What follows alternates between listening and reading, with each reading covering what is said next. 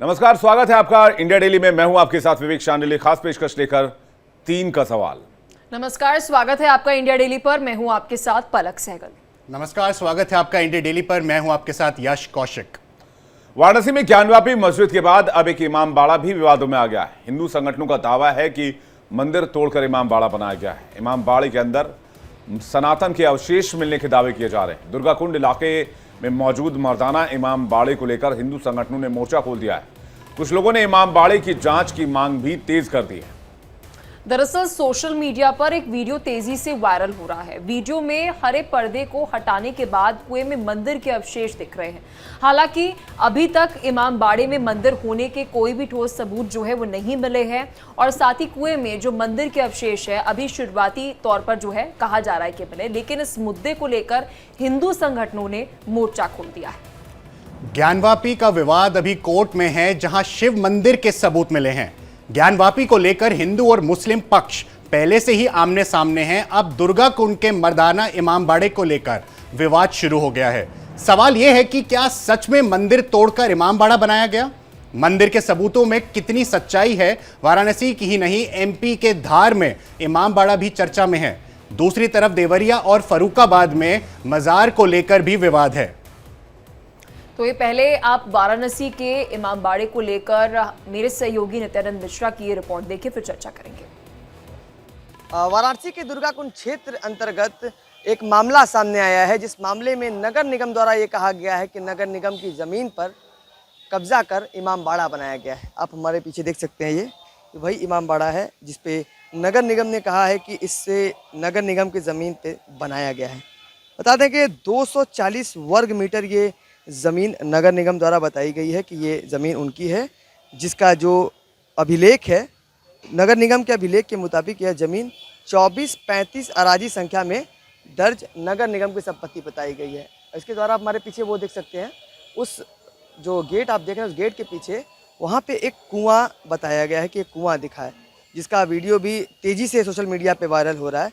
इस वीडियो के मिलने के बाद जो हिंदू संगठन के लोग हैं वो अब ये मांग कर रहे हैं कि जल्द से जल्द इस पर कार्रवाई की जाए।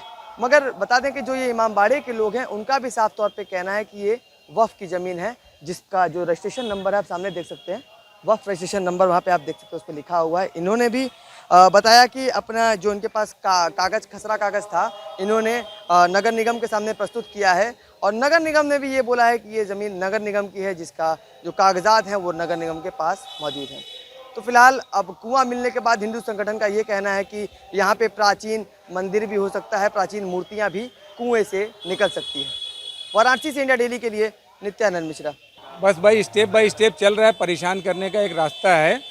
पहले स्टेप में जो है बुलडोजर का दे दिया। मामला 450-500 साल का पुराना है इमाम बाड़ा। मेरे पास 1883-84 का फसली ये बोलते हैं खसरा भी है, उस पर नाम चढ़ा हुआ।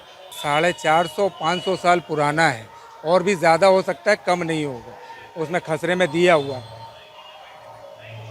और सारा इसका जुडिशियल में संज्ञान है, आप लोग उसमें पता कर लें और ज़्यादा नहीं। नगर निगम द्वारा भी कहा जा रहा है कि उसके पास भी वो सब दे दिया गया अदालत में सर, हम ज़्यादा इसके बारे में नहीं। पिछले दिनों फतेहपुर में मकबरे को लेकर भी बवाल मचा था। मकबरे को ठाकुर जी का मंदिर बताया गया। हिंदू संगठनों ने जमकर हंगामा किया। दूसरी तरफ एमपी के धार में भी इमाम बाड़ा विवादों में है। नगर निगम ने कोर्ट के आदेश पर इमाम बाड़े पर ताला लगा दिया है। सवाल ये भी है कि क्या मजार और मस्जिदों की आड़ में जमीन जिहाद जारी है?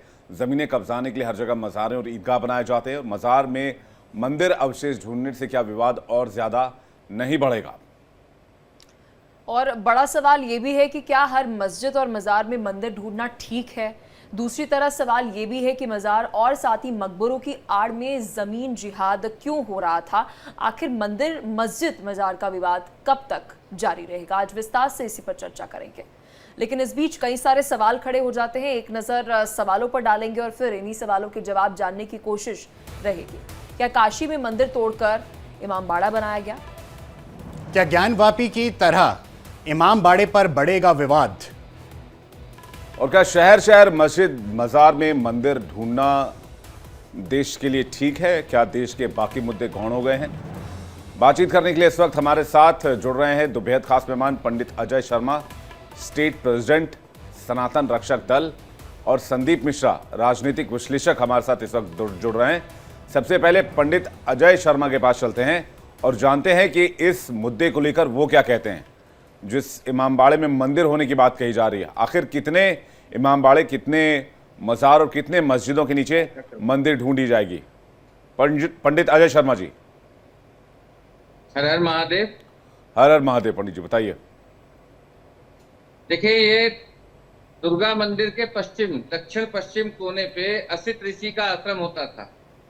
यहाँ पे असित ऋषि ने तपस्या किया था और उनका तीर्थ था, उनका असितेश्वर लिंग यहाँ पे स्थापित था।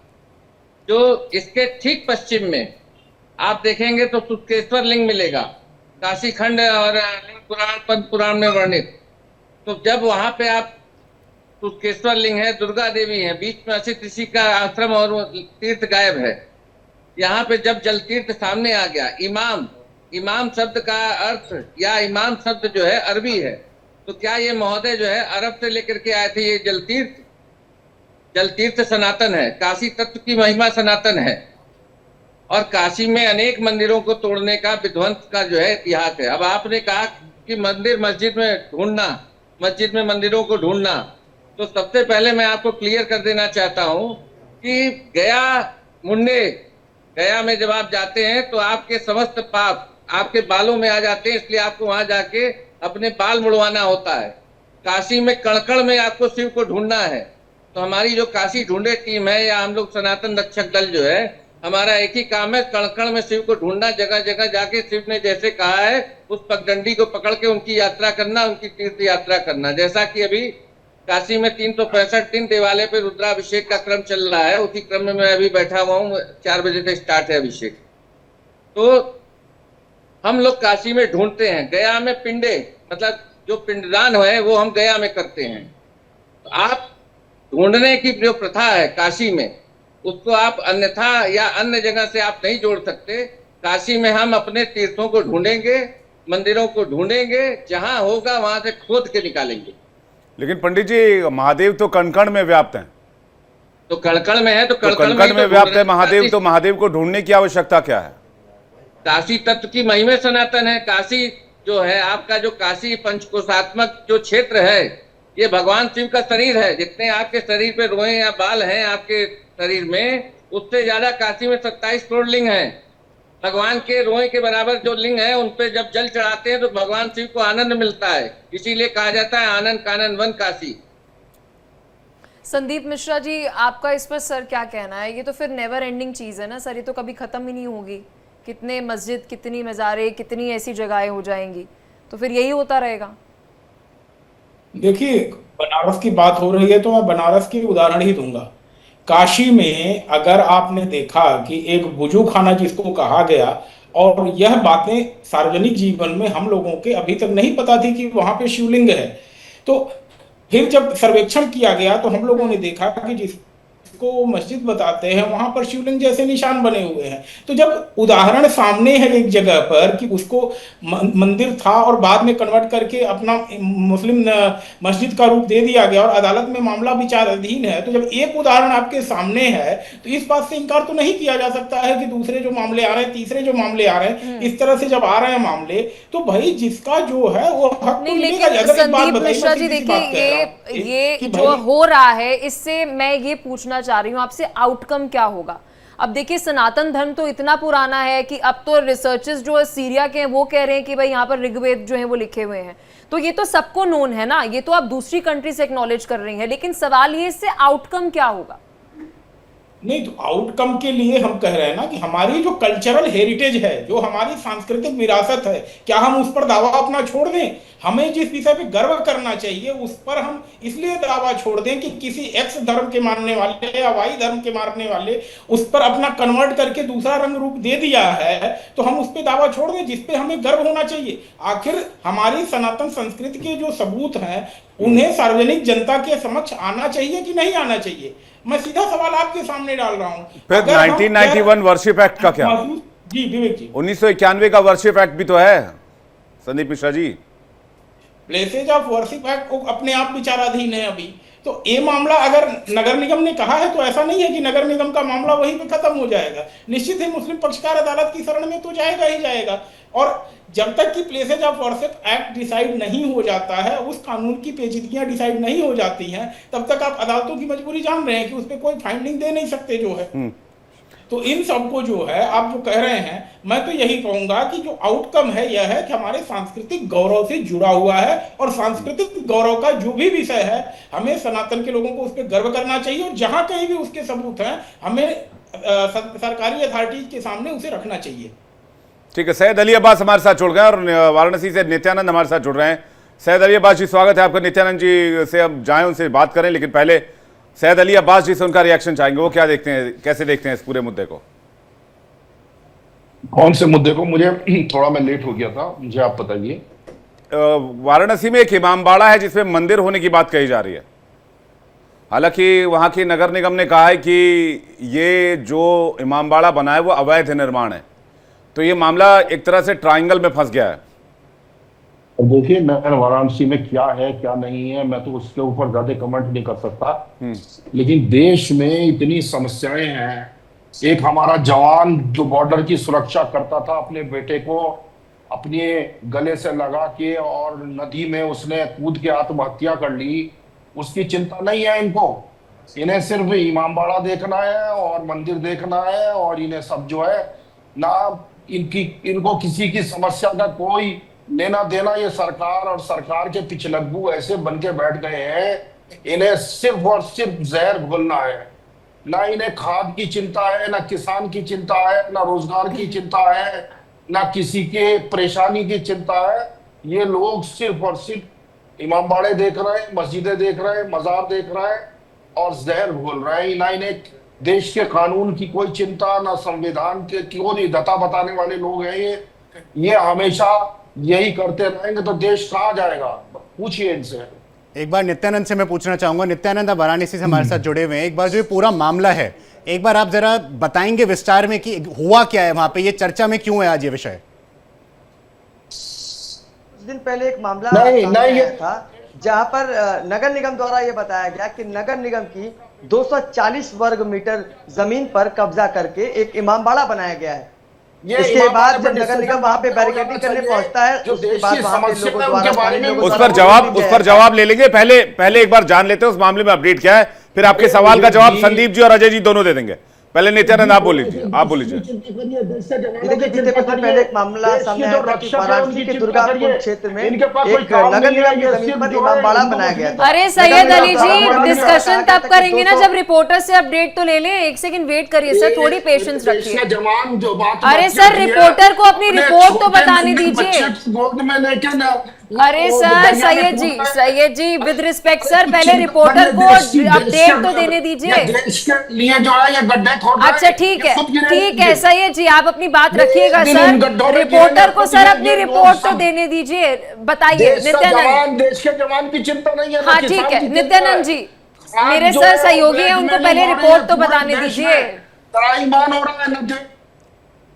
जी देखिए, वाराणसी के दुर्गा कुंड का ये मामला था। बीते कुछ दिन पहले नगर निगम द्वारा ये जानकारी दी गई कि नगर निगम की 240 वर्ग मीटर जमीन पर कब्जा करके अवैध तरीके से एक इमामबाड़ा बनाया गया। इसके बाद नगर निगम यहाँ पे पहुंचता है और यहाँ पर बैरिकेडिंग की जाती है नगर निगम द्वारा, जिसका विरोध स्थानीय लोग और इमामबाड़ा के जो लोग हैं उनके द्वारा किया जाता है। फिर नगर निगम द्वारा 2 दिन का समय दिया गया था इमामबाड़ा को कि अपना जो कागज है, क्योंकि इमामबाड़े पे वक्फ बोर्ड के जो रजिस्ट्रेशन नंबर है वो भी लिखा गया था, तो इसके आधार पर नगर निगम ने कहा आपके पास 2 दिन का समय है, आप अपना कागज प्रस्तुत कीजिए। और नगर निगम का ये कहना है कि नगर निगम का जो अभिलेख है उसमें आराजी संख्या भी नगर निगम के पास मौजूद है। इसके बाद दोनों लोगों ने अपना जो कागज है वो प्रस्तुत कर दिया। इस दौरान जो कई हिंदू संगठन यहाँ पहुंचे थे, उनके द्वारा देखा गया कि जो इमामबाड़ा है उसके अंदर एक पुराना कुआं है। कुआं दिखने के बाद कई लोगों का यह भी कहना है कि यहाँ पे पुराना मंदिर और कई पुरानी प्रतिमाएं भी मिल सकती हैं, इसकी जांच की जाए। इसके बाद जो अब नगर निगम और जो इमामबाड़ा है उन दोनों ने अपना कागज को प्रस्तुत कर दिया है और मामले की जांच की जा रही है। चलिए, मामले की जांच की जा रही है और जांच में क्या निकलकर सामने आता है वो देखने वाली बात होगी, लेकिन बहुत गंभीर सवाल उठाए हैं यहाँ पर अब्बास जी ने जो कि राजनीतिक विश्लेषक के तौर पर हमारे साथ जुड़े हैं, मैं इसका जवाब चाहूंगा संदीप मिश्रा जी से कि जरूरी मुद्दों से ध्यान भटकाने के लिए इस तरह के मुद्दे जीवंत किए जा रहे हैं। संदीप मिश्रा जी, देखिए, ऐसे लोगों का जवाब मुझे नहीं देना है जो विदेशों में कार्टून बनने पे अपने देश के अंदर बवाल फैलाते हो या उपद्रव करते हो। हम अपने सनातन महत्व के विषय को क्या इसलिए छोड़ दें कि खाद नहीं मिल रही है? दोनों विषय अपनी अपनी जगह पर महत्वपूर्ण है। और अगर आप देखेंगे तो सरकार सभी विषयों पर एड्रेस कर रही है। ऐसा नहीं है कि केवल और केवल जो है मंदिर मस्जिद देश के जवान अपने बच्चों को विकास के काम में भारतीय जनता पार्टी का कोई प्रवक्ता होगा तो निश्चित ही बताया होगा। हम आम नागरिक भी इस चीज को एहसास कर रहे हैं कि हम लोगों के जीवन में बदलाव आया है। और जो भी बात आ रही है, चाहे खाद की, चाहे शिक्षा की, चाहे बेरोजगारी की, सभी पे सरकार ने एड्रेस किया है और तथ्यों के साथ ही जनता के बीच में रखा है। सैयद अली अब्बास जी, आपको ये समझना जरूरी है कि एक डिबेट में अगर बात हो रही है तो आपको देखना पड़ेगा, आपको सामने वाले का पॉइंट सुनना पड़ेगा। आप देश के जवानों की बात कर रहे हैं, बिल्कुल सही कर रहे हैं, लेकिन अगर सामने वाला डिबेट में कोई कुछ बोल रहा है आपको सुनना पड़ेगा। एक बार आप उनकी बात तो सुने, उसके ऊपर आप अपनी टिप्पणी बिल्कुल रखें। सैयद अली अब्बास जी, सामने वाले को बोलने का मौका देना पड़ेगा आपको। उसकी बात के जो वो बोले उस पर बिल्कुल आपकी टिप्पणी सुनी जाएगी। सैयद अली अब्बास जी, आदमी के पास देश का जवान जो यश जी, यह संविधान प्रेमी लोग ही हैं। यह संविधान प्रेमी लोग किसी को बोलने का मौका नहीं देते हैं। और जब बोलने का मौका सदन के अंदर इनके नेता को मिलता है ना, तो अपनी बात बोल लेंगे और जब सरकार बोलने होगी तो सरकार को वॉकआउट कर जाएंगे। यही सब इनका प्रोपेगेंडा है। और ठीक है, पंडित जी, पंडित अजय शर्मा कुछ कहना चाह रहे हैं। स्वीकार नहीं कर रहे हैं जी, पंडित अजय शर्मा कुछ कहना चाह रहे हैं। बात करनी चाहिए और जमीनी हकीकत यह है, होना चाहिए। पंडित अजय शर्मा कुछ कहना चाह रहे हैं, एक एक करके। पंडित अजय जी कुछ कहना चाह रहे हैं। शर्म आनी चाहिए, ये देश के जवानों के साथ गद्दारी कर रहे हैं। तुम्हें आनी चाहिए सैयद अली, के साथ गद्दारी कर रहे हैं। तुम्हारा तो ईमान ही नहीं है। अभी ज्ञान देश के जवानों को अपमानित कर रहे हैं ये लोग। बिक गया 2 करोड़ रुपए में। इस आदमी को बोलने का हक है। एक एक करके भाई, एक एक करके। इस आदमी को बोलने का हक नहीं जो ये चिल्ला रहा है। पीसीआर प्लीज एक एक करके गेस्ट को बोलने का मौका दें। अजय जी बोल रहे हैं, उसके बाद मैं सैयद अली अब्बास आपके पास आ रहा हूं। जी, ज्ञान माफी में अभी ये लोग इतना चिल्ला रहे थे, 2 राजी, ये बहुत ईमान है इनका। तो वहां हिंदुओं की जमीन जो है अपने नाम पे बेचे 2 करोड़ रुपए में, शर्म नहीं आती है इनको? इनका ईमान 2 करोड़ रुपए में बिका। इस ईमान बाड़े की कीमत बोले कितना चाहिए? 24 घंटे में इनको पैसा देता हूं। इनका ईमान बिका हुआ है, हमारा सनातन बिकाऊ नहीं है, न मेरा धर्म बिका हुआ है। वहां 80 ऋषि का आश्रम था, तीर्थ है, मंदिर था, तोड़ करके इमाम बड़ा दरगाह या वो बनाया है। वहां पे शर्म आनी चाहिए ऐसे लोगों को। खाली देश में जब देखो सपा भाजपा कांग्रेस करते रहते हैं। धर्म की बात करो तो सपा भाजपा कांग्रेस करते हैं। ऐसे नीचों को ले आइए काशी में, मैं बताऊं कैसे मुक्ति दी जाती है। या कीटाणु को भी और मलिक को भी भगवान से मुक्ति देते हैं। ले आइए, इसको भी मुक्ति दिलाई जाए। अरे महिलाओं की चिंता तो कर सकते हो, देश के जवानों। एक एक करके सैयद अली अब्बास कुछ कहना चाह रहे हैं, उनका जवाब ले लेते हैं। जी, ये देश के जवान की चिंता के लिए इनके पास संवेदना का एक भी शब्द नहीं है इस आदमी के पास। मैं इससे पूछना चाहता हूं, देश के जवान ने सपरिवार जो है बच्चे को। अच्छा, मुझे एक बात बताइए सैयद अली अब्बास जी, ऑपरेशन सिंदूर एक सफल ऑपरेशन रहा, आप मानते हैं ना कि भारत ने एक कामयाबी पूर्वक ऑपरेशन को अंजाम दिया, देश के जवानों ने शौर्य दिखाने का काम किया? अरे देश के जवानों की इन्हें चिंता होती तो ये हमारा जवान जो उसमें नदी में अपने बच्चे को लेके, अपने परिवार को लेके ऑपरेशन सिंदूर तो उनसे ये तो पूछ लीजिए, ऑपरेशन सिंदूर एक कामयाब ऑपरेशन रहा कि नहीं? देश के जवानों ने शौर्य वाला काम किया कि नहीं? जवानों का हमें गर्व है अपने जवानों पे। ये इससे बीजेपी का लेना देना भगोड़ी बीजेपी का ही है ही नहीं यहाँ पे। आप कहाँ बीजेपी से सवाल पूछ रहे हमारे हैं? पीडीए के लोग हैं, वो जो देश की रक्षा कर रहे हैं वो पीडीए के लोग। सेना के जवान पीडीए के हो गए। अब आप राजनीति नहीं कर रहे, अब जवानों का अपमान नहीं हो रहा है। अरे इनसे पूछे कि इनके परिवार से कोई देश की रक्षा में गया है आज तक? ये दलाली कर रहे भाई, आर्मी के जवानों का पीडीए का बता रहे हैं।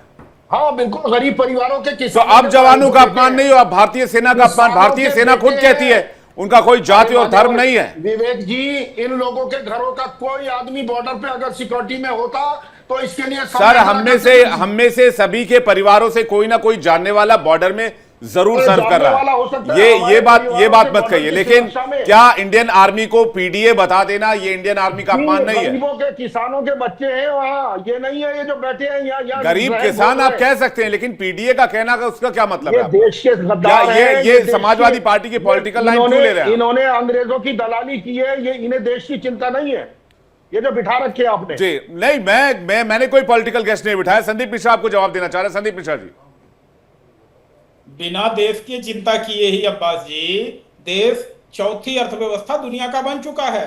बिना देश की चिंता किए ही चारों तरफ एक्सप्रेसवे के जाल फैल रहे हैं। बिना देश की चिंता किए ही उत्तर प्रदेश में आज हर जिले में मेडिकल कॉलेज बन गया है। आप अगर न देखना चाहें तो आपको दिखाया नहीं जा सकता है। आप इनकार करने पर अगर तैयार हैं, आपको इनकार करने के अलावा कुछ स्वीकार ही नहीं करना है, तो आप अपनी आंख बंद कर लीजिए। आंख बंद करने के बाद आपको दिन में भी रात ही दिखाई देगा। आप अपनी आंख खोल के देखने के लिए तो कुछ तैयार है नहीं। दुनिया आज मान रही है कि भारत चौथी अर्थव्यवस्था बन गया है। हवा में तो चौथी अर्थव्यवस्था बनता नहीं है। देश के लोगों को काम करना पड़ता है, सरकार को काम करना पड़ता है, व्यापार करना पड़ता है, और ये व्यापार हवा में नहीं होता है, केवल टीवी डिबेट में नहीं होता है, बयानबाजी से अर्थव्यवस्था नहीं बनती है। तो अगर देश के लोगों ने विकास नहीं किया है, देश में इंफ्रास्ट्रक्चर का विकास नहीं हुआ है, देश में संसाधनों का विकास नहीं हुआ लेकिन है, संदीप तो मिश्रा जी, आप आपसे एक बात मैं पूछना चाहूंगी सर। अभी जरूरी मुद्दे बार बार इसका जिक्र हो रहा था। इकोनॉमी जरूरी मुद्दा है, रोजगार एक जरूरी मुद्दा है, बहुत सारे ऐसे जरूरी मुद्दे हैं। सर मैं आपसे एक सवाल पूछना चाहूंगी, हिंदुओं के साथ और हमारी संस्कृति के साथ हिस्ट्री में, इतिहास में क्या हुआ? क्या ये जरूरी मुद्दा नहीं है? क्या ये युवाओं को नहीं पता होना चाहिए कि हमारे देश में क्या हुआ था जब इन्वेडर्स आए थे, आक्रांताओं ने यहाँ पर किस तरीके से मंदिर तोड़े? क्या ये जरूरी मुद्दा नहीं है संदीप मिश्रा? पलक जी, अटल जी की कविता थी कि टूटे मन से कोई खड़ा नहीं होता है। जब आपको पता चले कि अंग्रेजों ने आपको 200 साल रौंदा है, मुगलों ने आपको रौंदा है, आपको अपने गर्व का इतिहास का एहसास ही ना हो कि आपने कभी कभी जो है कुरुक्षेत्र जैसी लड़ाई जीती है। दक्षिण भारत में आप राजाओं का इतिहास ले लीजिए जिन्होंने मुगलों को जो तबाह किया है। तो यह सब चीजें जब आपको बताई नहीं जाएंगी, और 50-70 सालों में जो एनसीईआरटी की किताबें थी उसमें हमें यही बताया गया कि हमें मुगल आए मारपीट के चले। पंडित अजय शर्मा जी, मैं आपसे जानना चाहूंगा कि आपका इस पूरे डिबेट में, आपने पूरा डिबेट सुना, आपने और लोगों की बात सुनी, आपका फाइनल इनपुट इस पर टेक क्या है आपका?